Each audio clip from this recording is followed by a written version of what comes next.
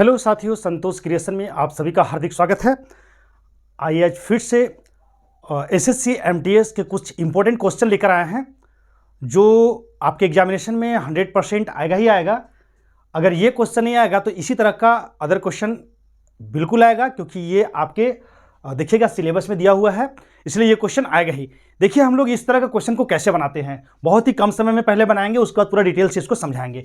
देखिए इस क्वेश्चन को बनाने के लिए क्या बोला गया है, एक्स वाई से 5 गुना बड़ा है, वाई एक्स से कितने प्रतिशत छोटा है। तो साथियों यहाँ पे इंग्लिश में लिखा हुआ है कि x is 5 times longer than y, the percentage by which y is less than x. ठीक है, क्या होगा वो क्वेश्चन मार्क में है। अब यहाँ पे हम लोग को इस क्वेश्चन को कैसे बनाएंगे, इस क्वेश्चन में हम देख रहे हैं कि x is 5 times longer then y, यानी x और y का कंपेयर किए तो x is 5 times longer then y को यदि मान लेते हैं, y को 1 यूनिट मानते हैं तो x जो है वो 5 टाइम्स इसका है, तो ये हो गया। अब आपका आंसर क्या होगा, तो यहाँ पे बोलता है the percentage by which y is less then x, यानी y जो है वो x से कितना परसेंट जो है कम है।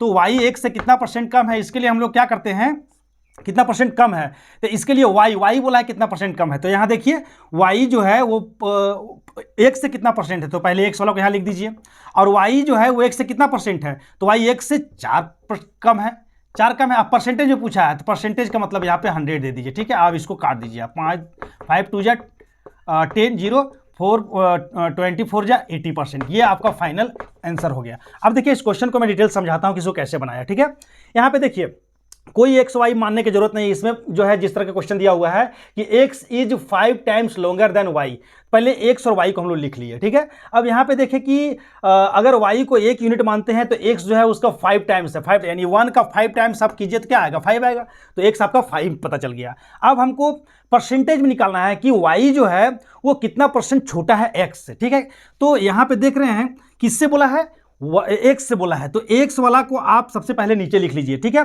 और उसके बाद यहां से देखिए कि वाई जो है वो कितना छोटा है पहले एक्स से, तो 5 में से 1 गया, 4 बचा, यानी 4 वाई जो है वो एक्स से 4 छोटा है। तब परसेंटेज में पूछा है तो परसेंटेज के लिए हम लोग क्या करते हैं, 100 लगाते हैं। इसको एक स्टेप ऐसे होता 4/5% लेस है, ये आपका आंसर हुआ। अब जब इसको आप सॉल्व कीजिएगा तो 4/5 और परसेंटेज की जगह में 100 लगा दिए यहाँ पे। अब ये जो है कि आपका फाइनल आंसर हो गया। तो ये 80%, जब भी इस तरह का क्वेश्चन पूछा जाएगा तो आपको यहाँ पे 100 से मल्टीप्लाई कर देना है, इसको आपका आंसर आ गया। तो अब चलिए हम लोग नेक्स्ट क्वेश्चन चलते हैं। इससे पहले आपको एक क्वेश्चन मैं देता हूँ, उस क्वेश्चन को आप होमवर्क में कीजिएगा।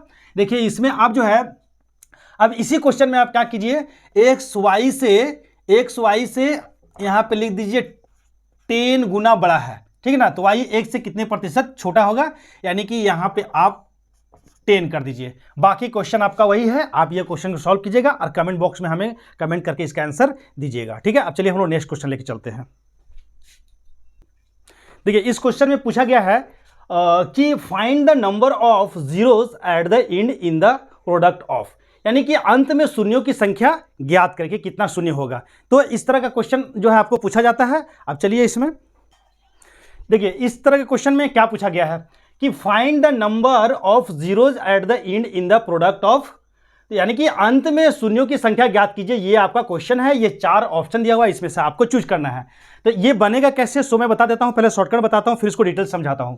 देखिए इसमें करना क्या है कि इसमें टोटल एंड में, यानी कि एंड में कितना जीरो होगा ये हमको फाइंड आउट करना है। क्वेश्चन को पहले समझ लीजिए। तो यहाँ पे देखिए किन संख्याओं को मल्टीप्लाई करने से, कौन सा नंबर को मल्टीप्लाई करने से जीरो आता है। तो क्या 3 और 2 को करेंगे तो आएगा नहीं, 3 2 या 6। तो यहाँ पे पहले मैं डायरेक्ट बता लेता हूँ कैसे बनेगा, उसके बाद फिर मैं आपको उसको समझाता हूँ। तो इसका हो जाएगा 2 और 5 को मल्टीप्लाई करता हूँ तो 10, यानी कि जीरो आ रहा है, इसका मतलब ये और ये होगा। तो यहाँ पे हो जाएगा 2 5 इंटू 7 5 7 7 7, यानी कि आपका कॉमन में आ जाएगा 2 इंटू 5, एरो का साइन दीजिए, 7, यहाँ सबसे कम कौन सा है, 5 है, तो 5 ले लेंगे, यानी कि आपका 5 आंसर आ जाएगा, यानी ये हो जाएगा। आप देखिए कि ये कैसे आया, सो मैं बताता हूँ। यहाँ पे देखिए हुआ क्या कि कौन कौन सा नंबर को मल्टीप्लाई करने पे लास्ट में एंड में जीरो आता है। तो इसमें देखिए 2 और 3 करें तो नहीं आएगा, 2 3 या 6। 2 और 5 को करेंगे तो 2 और 5 आ रहा है, 3 और 5 करेंगे तो नहीं आ रहा है, 5 और 7 करेंगे तो नहीं आएगा, 7 और 2 करेंगे नहीं आएगा। यानी इसमें मात्र ये वाला और ये वाला, यही दोनों नंबर को हम लेंगे, बाकी ये सब नंबर को हम लोग क्या करते हैं, हटा देते हैं। ये सब सिर्फ आपका देखने का हो गया।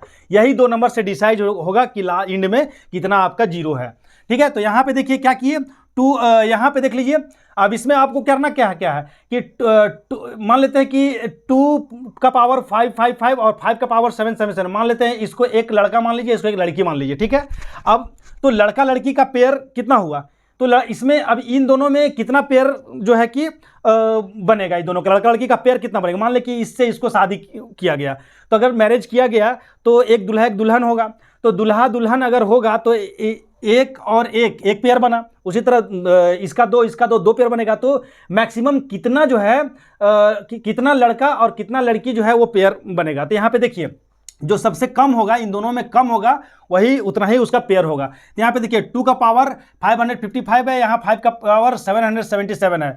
तो यहाँ पे इससे ज़्यादा ये है, तो कम से कम इतना पावर यानी 555 पेयर जो है वो दोनों दूल्हा और दुल्हन का होगा। इसका मतलब कि 2 और 5 यानी कि हम दोनों में कॉमन क्या हो जाएगा, 555, यानी कि आपका आंसर 555 आएगा। ये शॉर्टकट में आ गया आपका। तो ठीक है, इस चीज़ को आपको याद रखना है। अब चलिए नेक्स्ट वीडियो में हम लोग देखेंगे कि और भी क्या क्वेश्चन है। इस तरह का बहुत सारे क्वेश्चन का सीरीज अभी चलता चलेगा। तो ऐसा क्वेश्चन जब भी आएगा आप इस तरह बनाइएगा। और भी नेक्स्ट वीडियो में मैं क्वेश्चन बहुत सारा लेकर आऊँगा, पूरा प्रैक्टिस सेट ही लेकर आऊँगा क्वेश्चन का। तो आप ध्यान से देखिएगा कि इसमें क्या क्या और बताया जा रहा है। चलिए अब इसी में अब एक और नेक्स्ट क्वेश्चन हम लोग लेके चलते हैं। देखिए इस क्वेश्चन में क्या कहा गया है, इसमें कहा गया है कि सरल कीजिए यानी सिंप्लीफाई। 0.07 इस पे बार है इंटू 7.5 इस पे बार है और इतना इक्वल टू क्या होगा। तो ये भी बहुत ही इंपॉर्टेंट क्वेश्चन है। ये MTS 2024 में इस तरह का क्वेश्चन आएगा ही आपको। तो इस क्वेश्चन को हम लोग कैसे बनाएंगे, पहले देखिए हम लोग सॉल्व कर लेते हैं, उसके बाद में मैं समझाता हूँ। तो इस क्वेश्चन को हम लोग क्या करेंगे, पॉइंट के बाद 0.7 2 नंबर है तो 7 कर दिए, 0 का कोई वैल्यू नहीं 0 लिख दिए, चलिए 7 कर दिए, और 2 नंबर पॉइंट है तो 9 9 लिख दिए। मल्टीप्लाई यहाँ पे 7 पूर्णांक यहाँ पे हो जाएगा 5/9। ठीक है, अब इसको हम सॉल्व करते हैं तो ये 0 घटा दिए 7 हो गया। अब यहाँ 799 इंटू यहाँ पे हो गया 9 7 जा 63 और 5 68/9। ठीक है, अब इसको आप कटेगा तो काटिए, नहीं कटेगा तो मल्टीप्लाई कर दीजिए, नहीं कटेगा 9 9 जा 81 8 हुआ, 9 9 जा 81 89 ये हो गया। अब 8 7 जा 56 और 7 6 जा 42 और 5 47, यानी कि आपका आंसर ये हो गया, यानी आपका डी हो गया। अब चलिए इसको हम लोग डिटेल से समझाते हैं क्या है। देखिए इस तरह का कभी बार वाला अगर क्वेश्चन रहे तो इसको कैसे बनाना है सो बताते हैं। जैसे मान लेते हैं कि अगर यहाँ पे कोई पॉइंट दिया हुआ है, पॉइंट देने के बाद अगर यहाँ पे मान लीजिए कि आपका कोई नंबर 2 है, तो 2 पर यहाँ पे अगर बार है तो इसके लिए हम लोग शॉर्टकट में क्या करेंगे कि पॉइंट के बाद एक नंबर है तो इसको लिख लेते हैं, जिस पे बार है उसके लिए 1 9 दे देते हैं।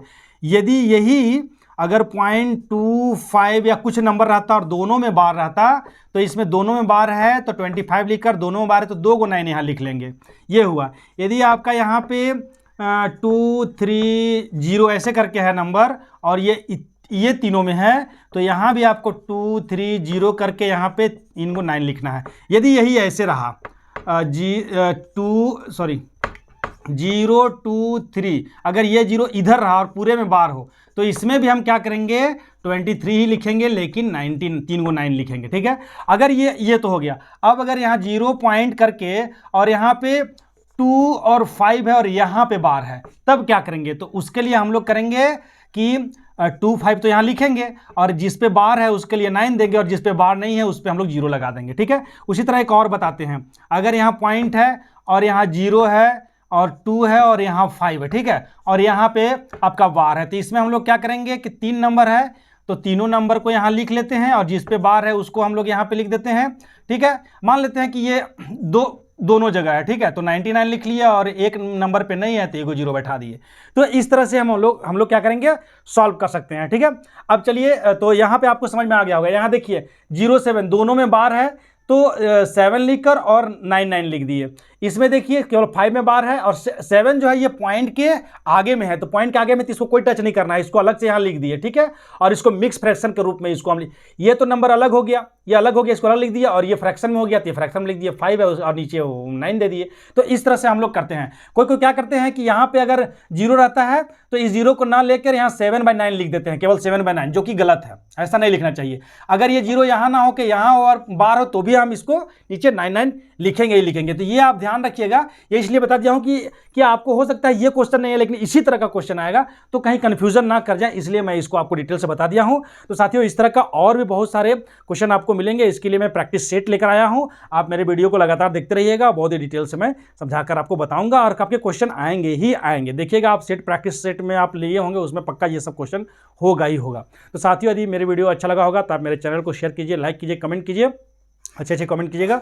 और कुछ क्वेश्चन मैं दूंगा, उसको आप सॉल्व करके आप कमेंट बॉक्स में आप उसका आंसर भेजिए। देखिए इसमें मैं एक क्वेश्चन आपको देता हूं, चलिए क्वेश्चन नोट कीजिए। क्वेश्चन आपको नोट करना है कि मान लेते हैं यहाँ पे 0.25 है, बार यहाँ है, इंटू 0.36, ठीक है, और जीरो है और यहाँ बार है। तो इस क्वेश्चन को आप आंसर में करके लाइएगा।